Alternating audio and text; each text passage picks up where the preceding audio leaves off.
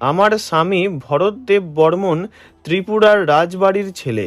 ওনার কাকা শচীন দেব বর্মন, তাঁর ছেলে রাহুল দেব বর্মন, অর্থাৎ ভরত আর রাহুল আত্মীয়তা সূত্রে তুতো ভাই।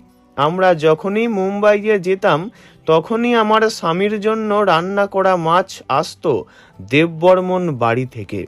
যত্ন করে টিফিন ক্যারিয়ারে নিজের হাতে ভরে দিতেন আশাজি। কালের নিয়মে শচীন দেব বর্মন চলে গেলেন। যেদিন চলে গেলেন সেদিন ওনাদের বাড়িতে আমাদের সপরিবারে নিমন্ত্রণ ছিল। এরপর আশাজি এলেন কলকাতায়, আমাদের বাড়িতেই একাই এলেন। ঘুরে ঘুরে দেখতে লাগলেন গোটা বাড়ি। আমাদের বাড়িতে শচীন দেব বর্মনের ছবি সুন্দর করে সাজিয়ে রাখা ছিল।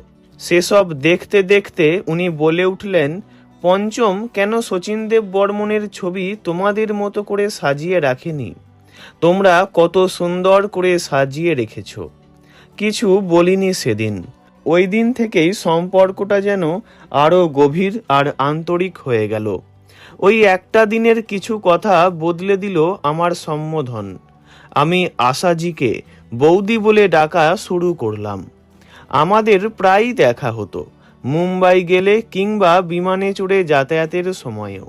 একবার আশা বৌদি বলেছিলেন, দুবাইয়ে আমার ভারতীয় রেস্তোরাঁ আছে, তুমি নিশ্চয়ই আসবে। আজ পর্যন্ত সেই নিমন্ত্রণ রক্ষা করতে যেতে পারিনি। তারপর লম্বা সময় আমাদের সাক্ষাৎ বন্ধ। যেদিন রাহুল চলে গেলেন সেদিন কাকতালীয়ভাবে আমি মুম্বাইয়ে খবর পেয়ে দেখা করতে গিয়েছিলাম আশা বৌদির সঙ্গে। শোকস্তব্ধ বৌদি যেন পাথর প্রতিমা, কারো সঙ্গে কথা বলার মতো অবস্থাতেই নেই। সবাই আসছিলেন, দেখা করে যাচ্ছিলেন, উনি নীরবে সব দেখে যাচ্ছিলেন। ওটাই শেষ দেখা আশা বৌদির সঙ্গে।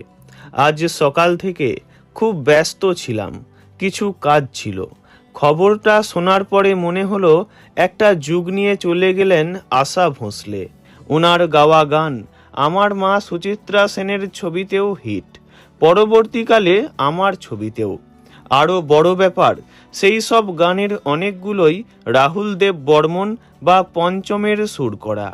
যদিও কোনোদিন সামনে বসে ওনার গান শোনার সৌভাগ্য আমার হয়নি। আমার বৌদি খুব সাদামাটা, খুব জ্ঞানী। সেই জ্ঞানের বহিঃপ্রকাশও ঘটত কখনো কখনো তাঁর কথায় কিংবা তাঁর আচরণে। সাদা শাড়ি পরতে ভালোবাসতেন খুব। সব অনুষ্ঠানে খুব সুন্দর করে শাড়ি পরতেন। ওনার ফ্যাশন নিয়েও সে সময়ে কম আলোচনা হয়নি। আমার অবশ্য সেসব ছাপিয়ে ওনার মুখ, ওনার গানের কথাই মনে পড়ে। এই যে এত গান গেয়েছেন, সেই সব সুর যেন আঁচলে বেঁধে নিয়ে চলে গেলেন। সেই সুর, সেই সময়কে আর তো খুঁজে পাবো না, আর ফিরে পাবো না আমরা। ভিডিওটি এইটুকুই। বিনোদন জগতের সব রকম খবরাখবর জানতে চ্যানেলটি অবশ্যই সাবস্ক্রাইব করবেন। ধন্যবাদ।